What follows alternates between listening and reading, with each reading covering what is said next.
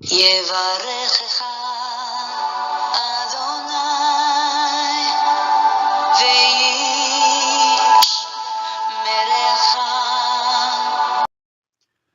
וישמרך. 바레크카 아도나이 베이시메레카. 사랑하는 성도 여러분, 오늘 하루도 전지전능하신 임마누엘의 하나님께서 여러분에게 복을 주시고 여러분을 안전하게 지켜주시기를 축복합니다. 아멘. 할렐루야. 오늘도 우리 코에 생명의 호흡을 불어넣어주신 창조주 하나님 여호와 우리 아버지를 송축하며 찬양합니다. 우리의 구원자이신 예수 그리스도 그 생명의 이름, 구원의 이름, 존귀하신 그 이름을 찬양합니다. 오늘도 우리 안에서 내주하시며 우리를 아름다운 예수 그리스도의 형상으로 빚어가시는 놀라우신 성령님의 그 역사하심을 찬양합니다.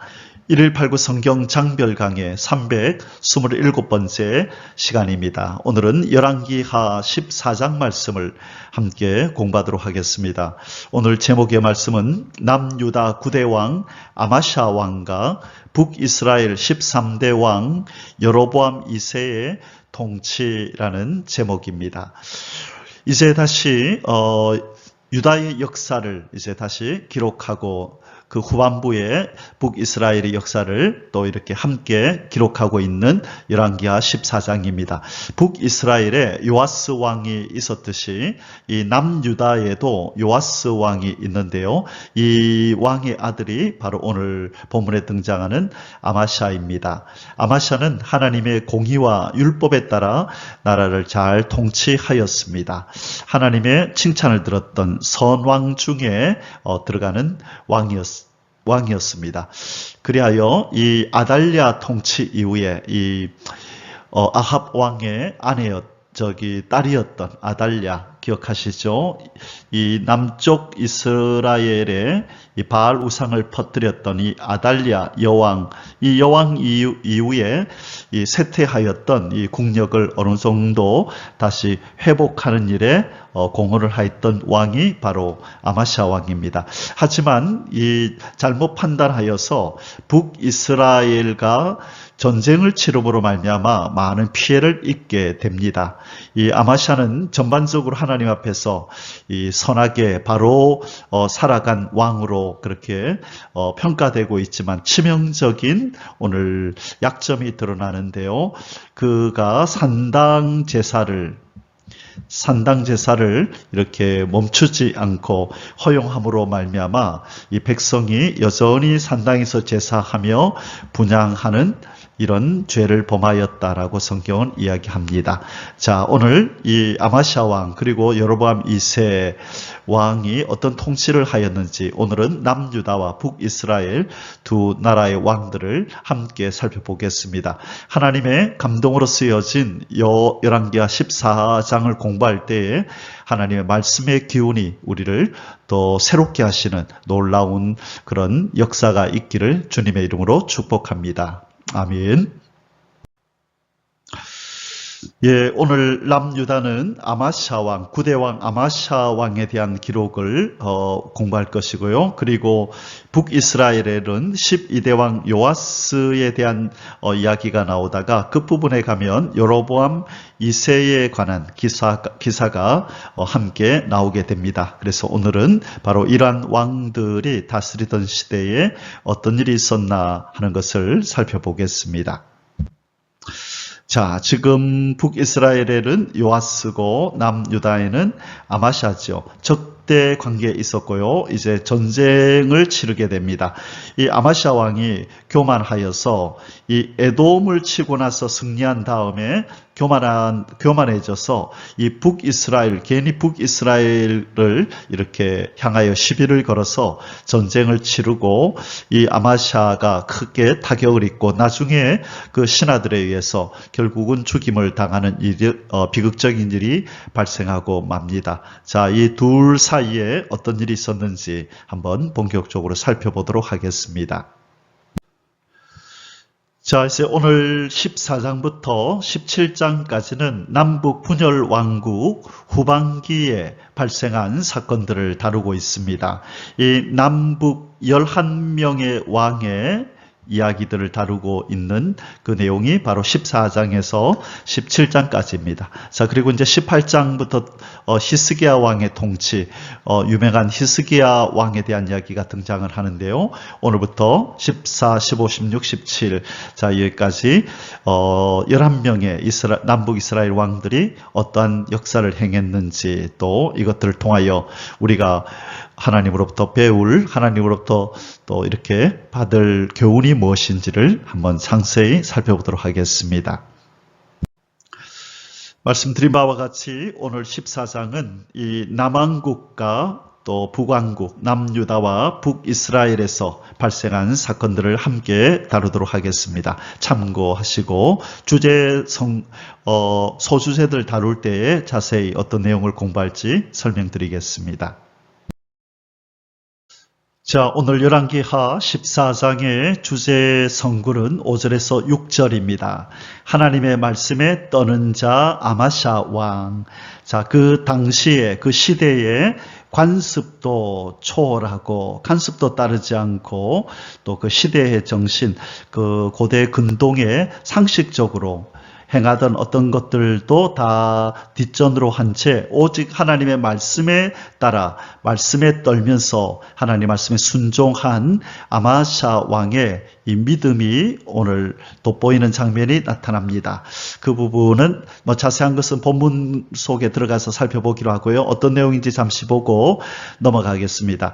나라가 그의 손에 굳게 섬에 그의 부왕을 죽인 신복들을 죽였으나, 자, 자기 아버지에게 반란을 일으켜서 아버지 왕을 죽였던 그 신하들을 죽였으나 왕을 죽인 자의 자녀들은 죽이지 아니하였으니 이는 모세의 율법책에 기록된 대로 함이라. 여호와께서 명령하여 이르시기를 자녀로 말미암아 아버지를 죽이지 말 것이요 아버지로 말미암아 자녀를 죽이지 말 것이라. 오직 사람마다 자기의 죄로 말미암아 죽을 것이니라 하였더라. 자, 그 당시의 사람들은 이 반역자들을 죽일 때 그의 후손들 씨들을 탁 말려버렸는데, 하나님께서, 이 아마샤는 하나님께서 그렇게 하지 말라라고 말씀하시는 신명기 24장 16절 말씀을 듣고 이 말씀을 순종하여서 그 당시의 사람들이 하던 것처럼 간섭을 따르지 않고 상식을 따르지 않는 믿음을 보입니다. 나중에 이 부분을 좀 자세히 나중에 설명하도록 하겠습니다. 오늘 열왕기하 14장의 소수세들은 아래와 같습니다. 첫 번째 1절에서 7절까지는요. 남유다 제9대 왕 아마샤의 선정과 에돔 정벌 및 영토 회복. 자, 하나님 앞에 선한 왕으로 인정받았던 이 아마샤가 어떤 정치를 했는지 살펴보고요. 또 에돔을 어떻게 정벌하고 영토를 회복했는지 우리 1절에서 7절까지 해서 살펴보겠습니다. 그리고 두 번째 8절에서 22절까지는 이 남유다의 아마샤와 북이스라엘 요아스의 전쟁 및 아마샤의 피살. 괜히 이 에돔을 쳐서 이기고 나서 교만해진 이 아마샤가 북이스라엘의 요아스에게 시비를 걸어서 전쟁이 일어나게 됩니다. 결국 그 전쟁을 일으켰던 아마샤는 결국 나중에 그 부하들에 의해서 이 피살을 당하는 일이 발생합니다. 이 괜한 이 북이스라엘 요아스와의 전쟁에서 그냥 이스라엘 남유다가 이렇게 피해를 입음으로 말미암아 아마 그 국민들 가운데 이렇게 반란을 시도한 세력들이 이제 나타나는데 그들에 의해서 피살을 당하는 것입니다. 자, 그리고 세 번째 소주세는 23절에서 마지막 29절까지인데요. 여로보암 2세를 통한, 자, 여로보암은 이 북이스라엘 왕 13대 왕이죠. 자, 다시 기사가 북이스라엘의 왕을 기록하고 있습니다. 여로보암 2세를 통한 요나의 국토 회복 예언 성취. 우리가 잘 아는 물고기 뱃속에 들어갔다가 3일 만에 나온 이 요나는 어느 시대 사람이냐면 바로 북이스라엘 13대 왕이었던 여로보암 2세 때의 선지자입니다. 자, 그가 이 어떤 예언을 하였는지 오늘 함께 살펴보도록 하겠습니다. 자, 이제 본론으로 들어가겠습니다. 첫 번째 소주제입니다. 남유다 제9대 왕 아마샤의 선정과 에돔 정벌 및 영토 회복 1절에서 7절까지 말씀입니다. 1번 아마샤의 통치 개요 및 평가. 하나님께서 이 아마샤를 뭐라고 평가하는지 한번 살펴보겠습니다. 1절에서 4절입니다. 이스라엘의 왕 여호아스의 아들 요아스 제2년에 유다의 왕 요아스의 아들 아마샤가 왕이 되니 그가 왕이 된 때에 나이 25세라. 자, 25살 때 이 아마샤가 왕에 올랐네요. 예루살렘에서 29년간 다스리니라. 자, 통치 기간은 29년이고 25살 때 왕에 올랐습니다. 그의 어머니의 이름은 여호앗단이요 예루살렘 사람이더라. 아마샤가 여호와 보시기에 정직히 행하였으나 그의 조상 다윗과는 같이 아니하였으며 그의 아버지 요아스가 행한 대로 다 행하였어도 오직 산당들을 제거하지 아니하였으므로 백성이 여전히 산당에서 제사를 드리며 분향하였더라. 자, 앞서도 이 유다의 또 이 왕들이 선왕이라고 불림을 받는 그 왕들조차도 이 산당들을 제거하지 아니한 모습들을 많이 보게 됩니다. 이 왕들이 뭐 저 정도야 허용이 되겠지. 뭐 우리가 하나님을 섬기는데 저 산당에서 산당에서 하나님 앞에 제사를 드린다고 그것이 무슨 흠이 되나? 잘못된 게 아니잖아라고 아마 그렇게 생각했던 것 같습니다. 그러나 하나님께서 자기 이름을 두신 곳에서 제사하고 그곳으로 모이라고 명령을 하신 그 법을 주신 하나님의 입장에서 볼 때는 하나님의 이름을 두지 아니하고 하나님이 허락하지 아니한 그 산당에서 제사를 드리는 이 행위는 하나님 볼 때는 이것은 죄였던 것이었습니다. 그러나 인간적으로 볼 때, 인본주의적으로 볼 때 뭐 이 정도야 뭐 의례껏 우리 조상도 그렇게 해왔고 우리의 선왕들도 뭐 이 정도는 허락했는데 내가 뭐 굳이 저 백성들의 이렇게 원성을 사면서 저걸 굳이 없앨 필요가 있겠나라고 아마 그렇게 생각했을 수가 있겠습니다. 그러나 하나님은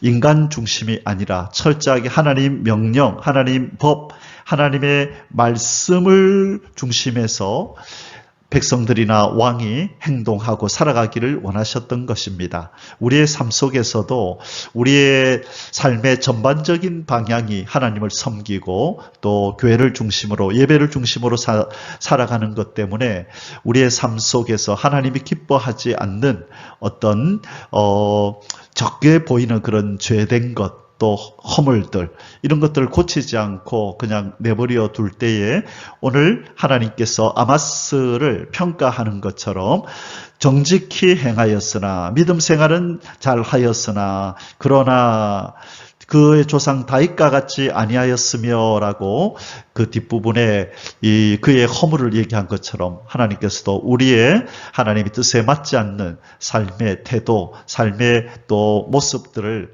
하나님께서는 언짢아 하시고 하나님께서 책망하실 줄 믿습니다. 우리의 삶을 잘 돌아보아서 그 어느 것 하나 하나님 앞에 책망받지 않도록 흠도 점도 티도 없는 삶을 향하여 우리 다름질하여야겠습니다. 2번 부왕 요아스의 죽음에 대한 아마샤의 복수 5절에서 6절입니다. 나라가 그의 손에 굳게 섬에 그의 부왕을 죽인 신복들을 죽였으나 왕을 죽인 자의 자녀들은 죽이지 아니하였으니 이는 모세의 율법책에 기록된 대로 함이라. 곧 여호와께서 명령하여 이르시기를 자녀로 말미암아 아버지를 죽이지 말 것이요 아버지로 말미암아 자녀를 죽이지 말 것이라. 오직 사람마다 자기의 죄로 말미암아 죽을 것이니라 하셨더라. 아멘. 자, 오늘 본문은요, 이 아마샤의 선정으로 말미암아 나라가 이제 굳게 섰습니다. 자, 선하게 이렇게 통치하는 아마샤를 하나님이 복 주셔서 그 나라가 견고해졌을 때에 이제 아마샤는 이 반란을 일으켜서 역모를 일으켜서 그의 아버지를 죽였던 이 아버지 요아스 왕을 죽였던 신복들을 이제 잡아서 죽였습니다. 그런데 이 아마샤는요, 왕을 죽인 자의 자녀들은 죽이지 아니하였다라고 하였습니다. 자, 이러한 행동은 일반적인 행동이 아니었습니다. 반드시 그 아버지를 죽였다면 그 자녀들까지도 씨를 말리는 그런 어떤 행동을 해서 자녀들까지도 다 진멸을 하고 죽였었거든요. 만약 그렇게 하지 않을 경우에 이 처형당한 자들의 후손들에 의해서 이 아마샤 왕 자신도 나중에 다시 보복을 당할 수 있는 그런 위험한 일이었기 때문입니다. 따라서 오늘 본문에서 아마샤가 이 감정에 휩쓸려서 행동하지 않고 위험을 감수하고서라도 하나님의 말씀에 근거해서 이 통치하는 신앙적인 인물임을 오늘 보여주고 있는 것입니다. 이것 때문에 하나님께서는 아마샤가 여호와 보시기에 정직히 행하였다라고 앞에서 3절에서 그렇게 평가하고 있는 것입니다. 자, 우리가 잘 아는 것처럼 이 이에는 이, 눈에는 눈 이런 말씀 아시죠? 이에는 이, 눈에는 눈이라고 하는 이 동해 보복법, 동일한 부분에 해를 가함으로 보복한다 해서 동해 보복법이 일반화되어 있었어요. 그래서 이 고대 이 당시에 근동에 있었던 이에는 이 눈에는 눈이라고 하는 동해 보복법이 아주 냉혹하게 적용이 되는 그런 사회였었는데 지금 이 아마샤는 이것을 거부한 것이죠. 왜? 하나님의 말씀 때문에, 하나님의 말씀이 그렇게 하지 말라 했기 때문에. 뿐만 아니라 조상의 죄는 이 자손들이 책임을 져야 한다. 자손이 담당해야 한다라고 하는 이것을 연좌제라 그러죠. 연좌제. 이 제도, 이것까지도, 이런 관습까지도 고대 근동에서는 널리 퍼져 있었는데 지금 아마샤는 이것까지도 자기가 적용하지 않은 겁니다. 그래서 아버지가 잘못한 것은 아버지가 책임지고 자식이 죄를 범하지 않았다면 그에게는 해를 입히지 않는 것이죠. 자, 왜 이렇게 했을까요? 모세의 율법에 기록된 대로 했다는 거죠. 도대체 모세의 율법의 어떤 내용을 그가 기억하고 그렇게 했을까요? 바로 신명기 24장 16절 말씀에 근거해서 그는 이렇게 하였다는 것입니다. 자, 우리 성경을 한번 찾아볼까요? 신명기 24장 16절입니다. 아버지는 그 자식들로 말미암아 죽임을 당하지 않을 것이요 자식들은 그 아버지로 말미암아 죽임을 당하지 않을 것이니 각 사람은 자기 죄로 말미암아 죽임을 당할 것이니라. 아멘. 바로 이 구절 때문에 이 아마샤 왕은 이 자기 아버지를 죽인 이 반역군들의 이 자녀들을 살려두었다라고 말씀합니다. 이것이 진정 하나님의 말씀을 순종하고 그 말씀에 복종하는 정말 신앙인의 자세인 것이죠. 우리가 예수 그리스도를 왕으로 또 주인으로 생명의 은인 구원자로 우리가 진정 모신다면 이 예수 그리스도를 왕으로 주인으로 또 구원자로 모신 것을 우리의 삶으로 어떻게 표현해야 하느냐, 그분의 말씀에 순종함으로 그분을 향한 사랑을 또 신앙을 우리는 나타내야 된다는 거죠. 요한복음 14장 21절에 그런 말씀이 있죠. 나의 계명을 가지고 지키는 자라야 나를 사랑하는 자니. 자, 이것처럼 바로 모세의 율법을 통하여 하나님의 뜻을 나타내었는데, 아마샤는 하나님을 사랑한다는 것을 모세의 율법에 순종함으로 그렇게 나타내었던 것입니다. 우리도 하나님을 향한 사랑을 하나님의 법을 지키는 것으로, 또 하나님의 법을 지키기 위하여 몸부림치는 것으로 그렇게 표현하며 살아갈 수 있기를 주님의 이름으로 축원합니다. 아멘. 3번 아마샤의 에돔 정벌 및 영토 회복 7절입니다. 아마샤가 소금 골짜기에서 에돔 사람 10,000명을 죽이고 또 전쟁을 하여 셀라를 취하고 이름을 욕두엘이라 하였더니 오늘까지 그러하니라. 아멘. 자, 한편 이 아마샤는 이제 에돔과 전쟁을 하였습니다. 이 전쟁은 이 사해 계곡, 이 소금골짜기라는 말은 이 사해, 소금골짜기가 이 사해 바다 옆에 있는 그 골짜기 계곡을 의미합니다. 그래서 사해 계곡에서 전쟁을 치렀는데 여기서 대승을 거두었습니다. 자, 에돔 사람 10,000명을 죽이고 에돔의 수도 이 셀라가 이 에돔의 수도였거든요. 이 뜻은 반석이라는 뜻입니다. 반석. 자, 반석이라는 뜻을 가진 셀라를 취하여 그 이름을 욕두엘이라 이렇게 고쳤습니다. 이것은 순종하다, 복종하다라는 뜻을 가지고 있습니다. 이렇게 고쳤는데 오늘까지 그러하니라. 그래서 바로 이 셀라, 이 반석이라는 수도를 취했는데 이곳이 바로 그 유명한 페트라 지역입니다. 페트라라고 하는 이 붉은 이 바위로 이루어진 그 계곡이 있거든요. 아주 그렇게 넓지는 않지만 성지순례를 가게 되면 이 부분을 꼭 들르는 곳 중에 한 곳이 바로 이 페트라 지역입니다. 제가 사진을 좀 올려놓도록 하겠습니다. 자, 사진에 나오는 이 지역이 바로 이 페트라 지역입니다. 예, 에돔 지역에 속해 있는 바로 그 페트라, 반석이라는 뜻이라고 말씀드렸죠.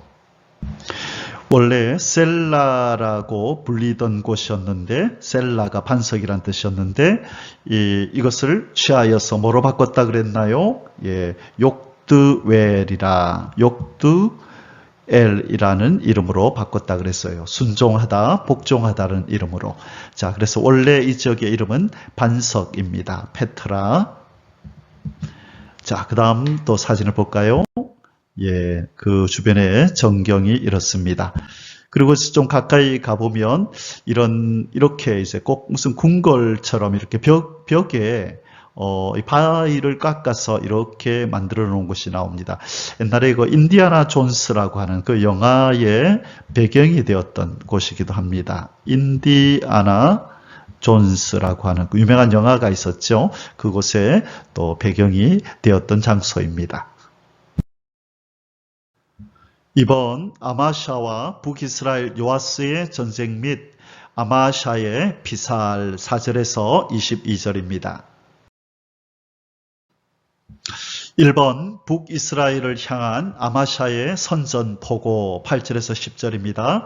아마샤가 예후의 손자 요아스의 아들 이스라엘의 왕 요아스에게 사자를 보내 이르되 오라 우리가 서로 대면하자 한지라. 자, 여기서 대면하자는 말은 즉 선전 포고를 하는 것입니다. 만나서 싸우자는 것입니다. 이스라엘의 왕 요아스가 유다의 왕 아마샤에게 사람을 보내 이르되 레바논 가시나무가 레바논 백향목에게 정가를 보내어 이르기를 네 딸을 내 아들에게 주어 아내로 삼게 하라 하였더니, 자, 이 가시나무 주제에 백향목에게 우리 사돈매자라고 하는 그런 이야기입니다. 우화를 지금 우화에 대한 이야기입니다. 그냥 어떤 이 동물이나 식물, 이 무생물을 의인화해 가지고 이 어떤 인간 행동의 원리를 이렇게 설명하는 그런 어떤 우화를 지금 얘기하는 건데요.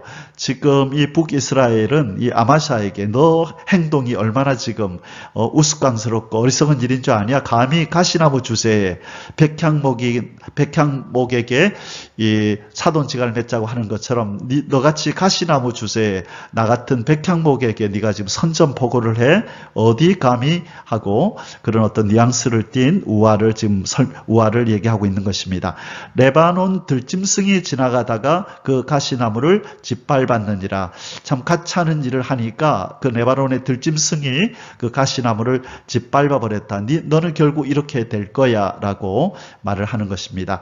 네가 에돔을 쳐서 파하였으므로 마음이 교만하였으니 너 에돔과 전쟁에서 승리했다고 의기양양해서 이제 함부로 이렇게 날뛰는데 큰 코 다친다 이 말이죠. 스스로 영광을 삼아 왕궁에나 내 집으로 돌아가라. 어찌하여 화를 자취하여 너와 유다가 함께 망하고자 하느냐 하나. 자, 지금 이 선전포고를 한 아마샤에게 이 북이스라엘 왕이었던 요아스가 이런 우화를 이용해서 이 아마샤의 행위가 참으로 어리석다라고 하는 것을 이렇게 질타를 하고 있는 것입니다. 이번 북이스라엘의 예루살렘 약탈 및 파괴 11절에서 14절입니다. 아마샤가 듣지 아니하므로 이스라엘 왕 요아스가 올라와서 그와 유다의 왕 아마샤가 유다의 베세메스에서 대면하였더니, 자, 이 베세메스는요, 이 예루살렘에서 서쪽으로 한 25km 정도 떨어진 곳이에요. 이 예루살렘에서 저 서쪽으로, 저 반대편이다, 그죠? 저 서쪽으로 한 25km, 조금 이따 지도를 보여드리도록 하겠습니다. 거기에서 지금 이제 서로 전쟁을 벌이게 되었습니다. 유다가 이스라엘 앞에서 패하여 각기 장막으로 도망한지라. 결국 아마샤가 패하였네요. 교만하게 굴다가 북이스라엘 이 요아스 왕에게 패하여 도망을 치고 있습니다. 이스라엘 왕 요아스가 베세메스에서 아하시아의 손자 요아스의 아들 유다왕 아마샤를 사로잡혔습니다. 예루살렘에 이르러 예루살렘 성벽을 에브라임 문에서부터 성 모퉁이까지 400규빗을 헐고 또 여호와의 성전과 왕궁 곳간에 있는 금, 은과 모든 기명을 탈취하고 또 사람을 볼모로 잡고서 사마리아로 돌아갔더라. 괜히 시비 걸어가지고 지금 성문도 또 이렇게 성벽도 예루살렘 성벽도 파괴가 되어지고 또 자기의 성전에 있던 것 왕궁에 하나님의 성전과 왕궁에 있던 금은가 그리고 또 그릇들 제사할 때 쓰는 그 금그릇들을 다 빼앗기고 또 이제 이스라엘 사람들도 포로로 끌려가는 이런 비참한 최후를 지금 맞이하게 되었습니다. 괜히 시비를 걸었죠. 에돔과의 전쟁에서 승리하여서 의기양양해져 가지고 교만한 마음에 괜히 시비를 걸었다가 이렇게 대패를 당하였습니다. 자, 베스메스가 어디 있는지 우리 지도를 한번 보겠습니다. 여기 베스메스가 있고요. 그 다음에 오른쪽에 예루살렘에 있죠. 그래서 예루살렘을 중심해서 이 서쪽으로 한 24km 정도 떨어져 있는 곳에 바로 베스메스가 있습니다. 여기에서 아마샤와 요아스가 전쟁을 벌였던 것입니다. 사랑하는 성도 여러분, 오늘 이 아마샤가 북이스라엘 요아스에게 대패한 이 사건을 동일하게 기록하고 있는 역대하 25장에 가면 왜 하나님께서 이 아마샤에게 이런 비극적인 결말을 맺도록 하셨는지를 기록하고 있습니다. 역대하 25장 14절에서 16절. 자, 결론부터 말씀드리자면 이 북이스라엘과의 싸움 전에 누구와 전쟁을 치렀다 그랬죠? 에돔과 전쟁을 치렀는데 이 에돔의 신을 가지고 옵니다. 이 우상을 가지고 오는데 에돔의 신 우상을 가지고 와서 이스라엘에 그것을 세우고 그것을 경배하며 분향하였다는 것입니다. 자, 하나님께서 싫어하는 이 우상 숭배를 이렇게 행한 거죠. 한번 성경을 한번 읽어보겠습니다. 역대하 25장 14절에서 16절 한번 펴서 같이 읽겠습니다. 아마샤가 에돔 사람을 죽이고 돌아올 때에 세일 자손의 신들을 가져와서 자기의 신으로 세우고 그것들 앞에 경배하여 분향한지라. 그러므로 여호와께서 아마샤에게 진노하사 한 선지자를 그에게 보내시니 그가 이르되 저 백성의 신들이 그들의 백성을 왕의 손에서 능히 구원하지 못하였거늘 왕은 어찌하여 그 신들에게 구하나이까 하며 선지자가 아직 그에게 말할 때에 왕이 그에게 이르되, 자, 아마샤가 그 선지자에게 이제 화를 냅니다. 우리가 너를 왕의 모사로 삼았느냐? 그치라.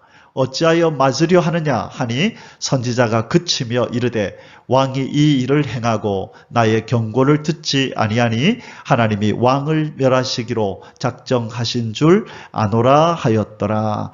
자, 지금 이 아마샤가 이 북이스라엘 요아스 왕에게 비참한 대패를 한 그 이유는 첫째, 이 에돔의 우상을 가져와서 경배하며 분향한 것, 그리고 이것을 지금 질책하는 선지자의 충고를 듣지 아니하고 교만히 행한 것, 이것 때문에 결국 북이스라엘 요아스 왕에게 대패하여 비극적인 결말을 맞게 되었다는 것입니다. 자, 우리가 하나님이 싫어하는 우상숭배인 탐심과 또 하나님의 말씀과 또 들려오는 설교를 통하여 하나님께서 우리에게 충고하시고 돌이키라 할 때 그 충고를 듣지 않을 때에 우리의 삶 속에 어려움이 찾아올 수 있다는 것을 오늘 우리에게 보여주는 그런 본문 말씀이 되겠습니다. 3번 북이스라엘 제12대 왕 요아스 관련 기타 기록 15절에서 16절입니다. 요아스의 남은 사적과 그의 업적과 또 유다의 왕 아마샤와 싸운 일은 이스라엘 왕 역대 지략에 기록되지 아니하였느냐. 요아스가 그의 조상들과 함께 잠에 이스라엘 왕들과 사마리아에 함께 장사되고 그의 아들 여로보암이 대신하여 왕이 되니라.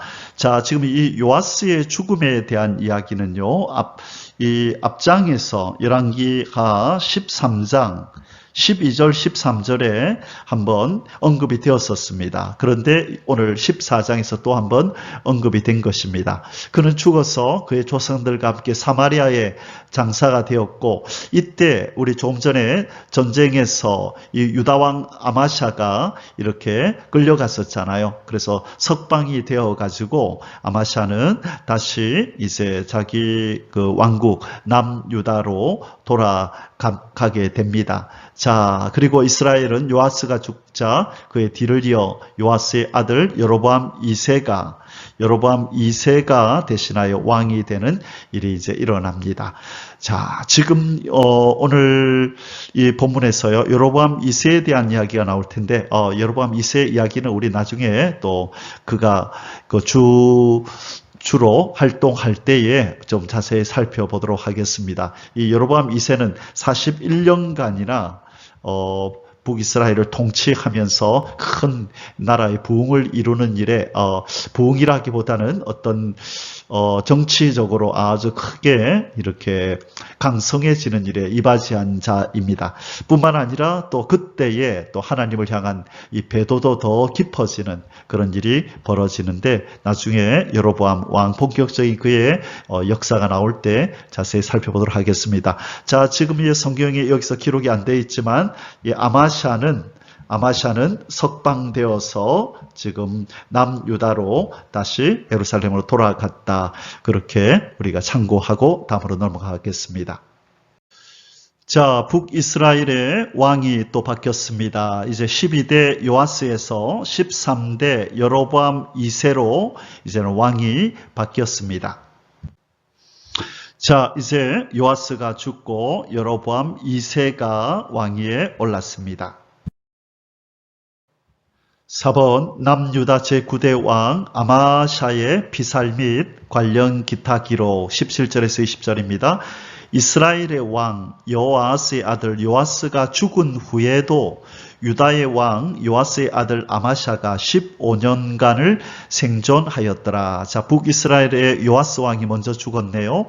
그리고 석방되어 풀려갔던 이 아마샤는 그 이후에도 15년간을 생존하며 통치하였습니다. 아마샤의 남은 행적은 유다 왕 역대 지략에 기록되지 아니하였느냐.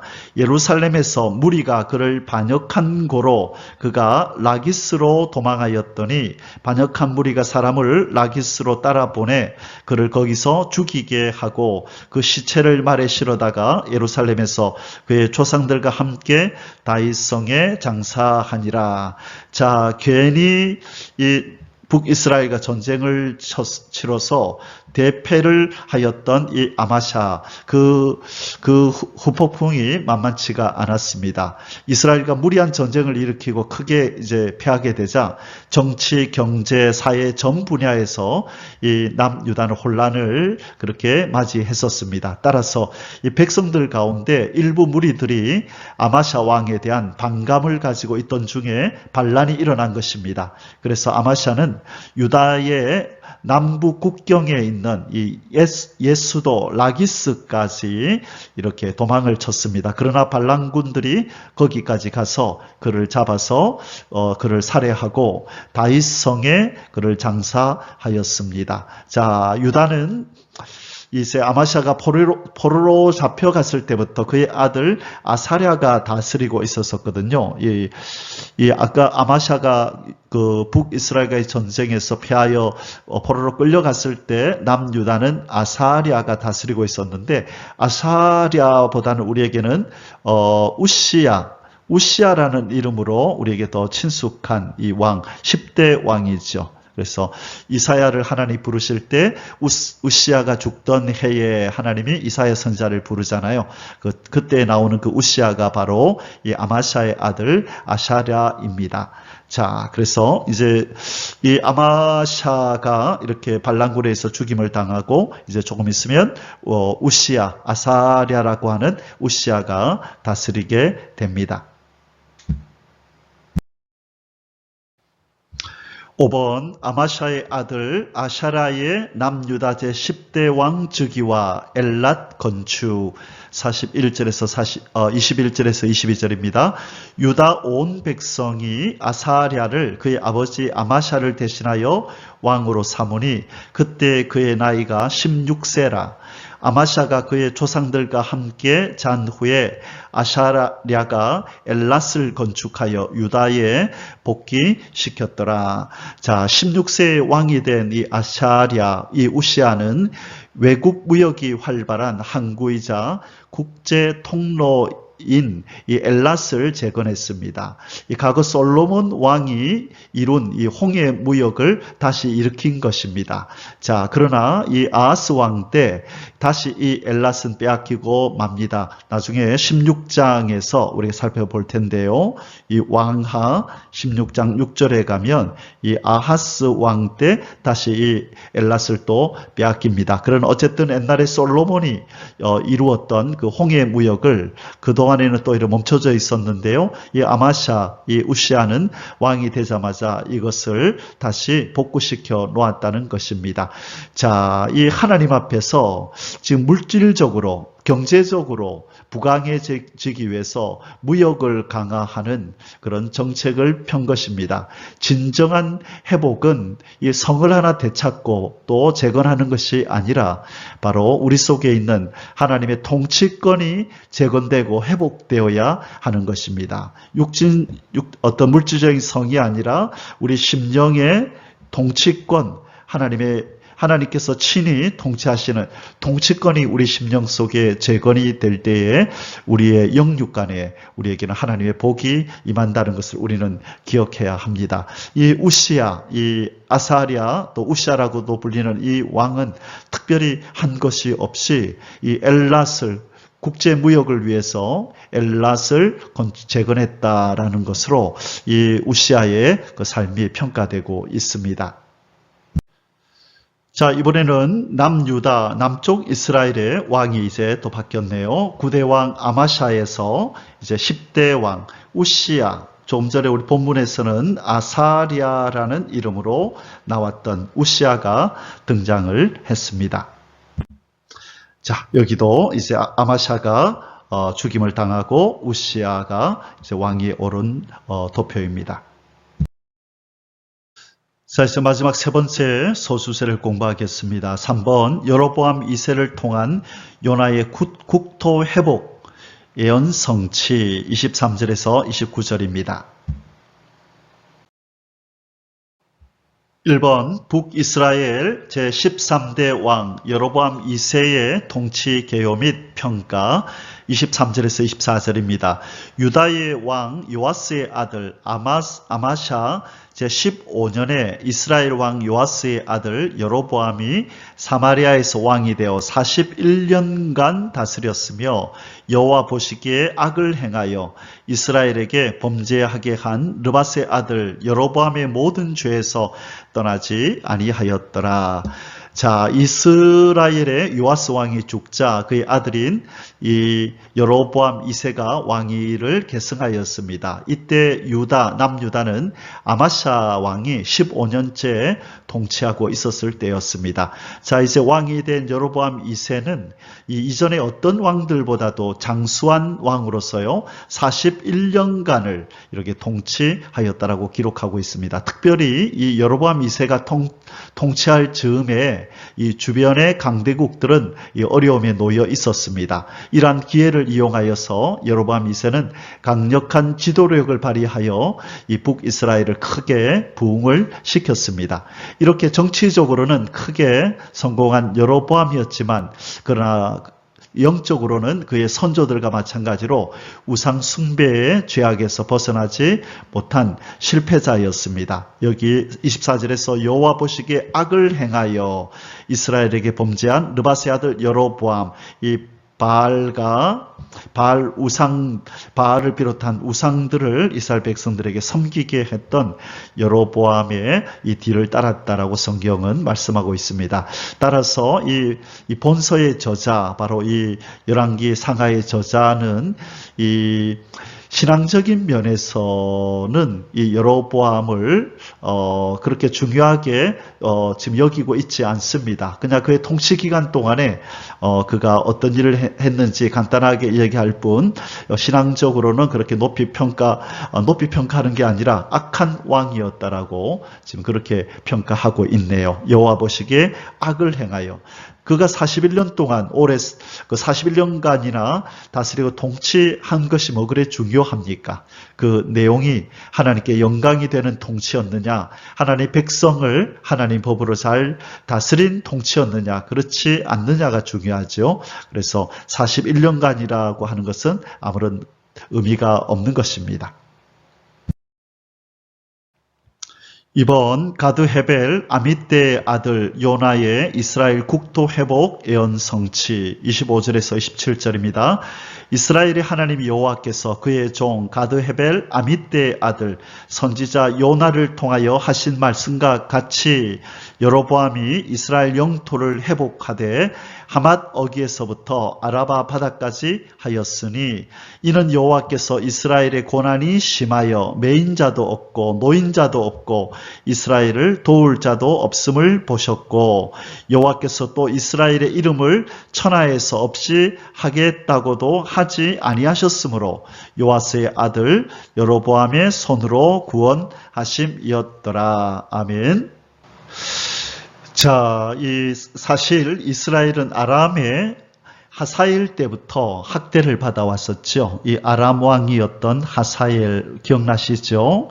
이 하사엘 때부터 북이스라엘은 이 학대를 받아왔습니다. 이러한 고통이 요아스 때부터 점점 호전되기 시작하다가 결국 여로보암 2세 때에 바로 여로보암 2세 때에 아람의 손으로부터 벗어나 평화를 회복하는 일이 일어났습니다. 뿐만 아니라 이 솔로몬 시대에 확장되었던 이 영토들을 이제 모두 그 아람의 손으로부터 다 이제 빼앗아서 모두 복원시켜 놓았는데 북쪽 하맛 어기에서부터 남쪽 아라바 바다까지 넓은 영토들을 차지하게 되었습니다. 이러한 영토 확장은 이 니느웨를 중심으로 복음을 전파했던 요나 선지자에 의해서 계시가 되었었는데요. 오늘도 여기 25절에 그렇게 말씀 나오죠.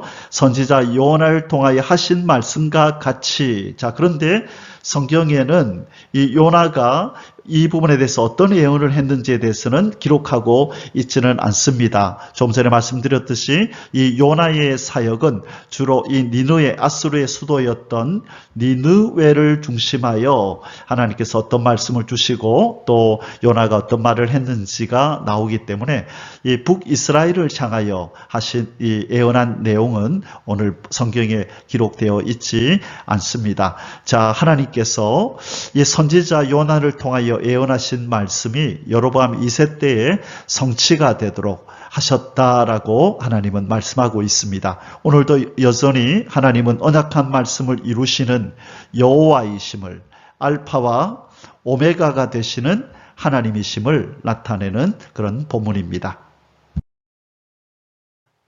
3번 북이스라엘 제13대 왕 여로보암 2세 관련 기타 기록. 자, 오늘 본문의 마지막 부분입니다. 28절에서 29절. 여로보암의 남은 사적과 모든 행한 일과 싸운 업적과 다메섹을 회복한 일과 이전에 유다에 속하였던 하맛을 이스라엘에 돌린 일은 이스라엘 왕 역대 지략에 기록되지 아니하였느냐. 여로보암이 그의 조상 이스라엘 왕들과 함께 자고 그의 아들 스가랴가 왕이 대신하여 왕이 되니라.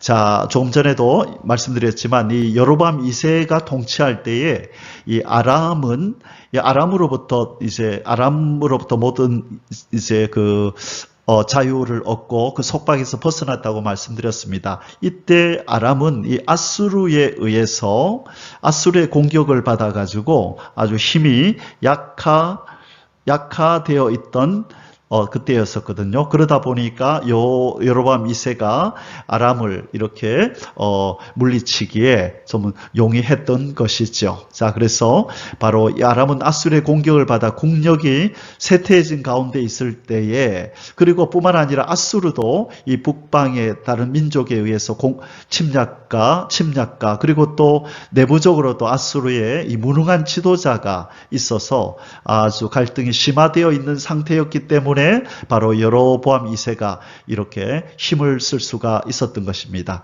주변 강대국들의 약세를 이렇게 틈을 타가지고 여로보암 2세는 아람의 수도인 다메섹과 하맛을 이렇게 침략하였고, 이 원래 도시들은 다윗과 솔로몬 때에 이스라엘의 영토였거든요. 그런데 지금까지 빼앗겼다가 지금 여로보암 2세가 지금 이 성들을 되찾고 또 주변의 여러 지역들을 되찾아서 이스라엘을 강력한 국가로 만들어 놓았습니다. 자, 그리고 41년간의 여로보암 2세의 통치가 끝나고 그의 아들 스가랴가 왕위를 계승하는 것으로 오늘 열왕기하 14장은 끝이 나게 됩니다.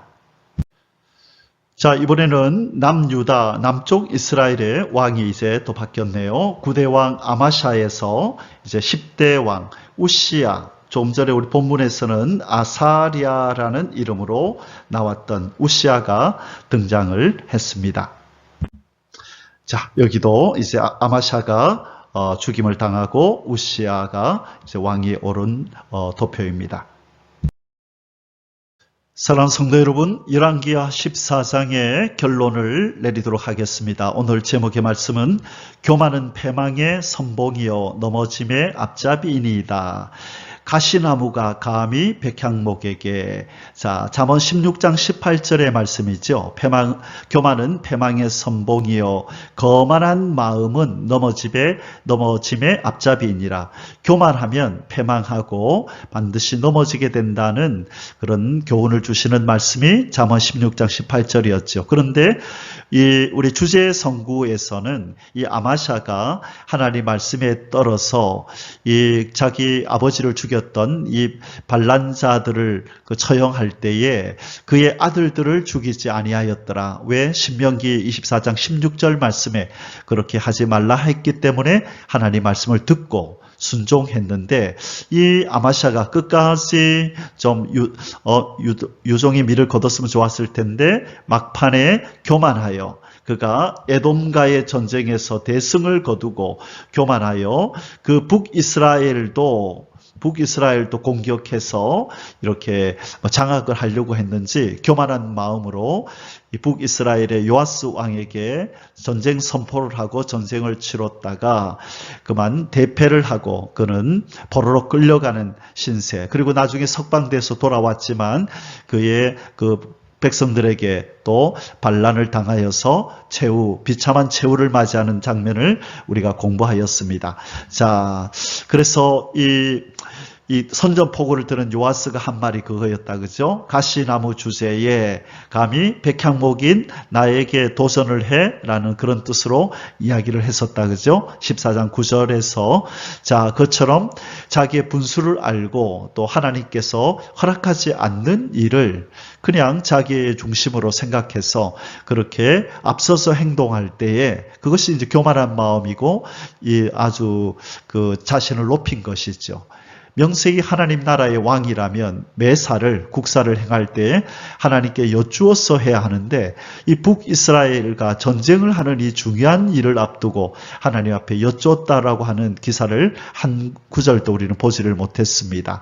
이것은 교만한 마음이요 넘어질 수밖에 없는 참으로 거만한 마음이었던 것입니다. 그래서 우리는 항상 우리의 주제를 알고 분수를 알고 항상 하나님을 의지하고 매사를 하나님께 여쭈며 하나님의 뜻을 따라 행하는, 그리고 하나님이 뜻을 나타내실 때 순종하고 복종하는 겸손한 하나님의 사람이 될 때에 우리의 삶에는 형통함이 있게 될 줄 믿습니다. 오늘 하루도 하나님 앞에 자신을 낮추고 겸손히 하나님의 뜻을 쫓아 살아가는 복된 하루가 되시기를 주님의 이름으로 축복합니다. 아멘. 할렐루야. יברכך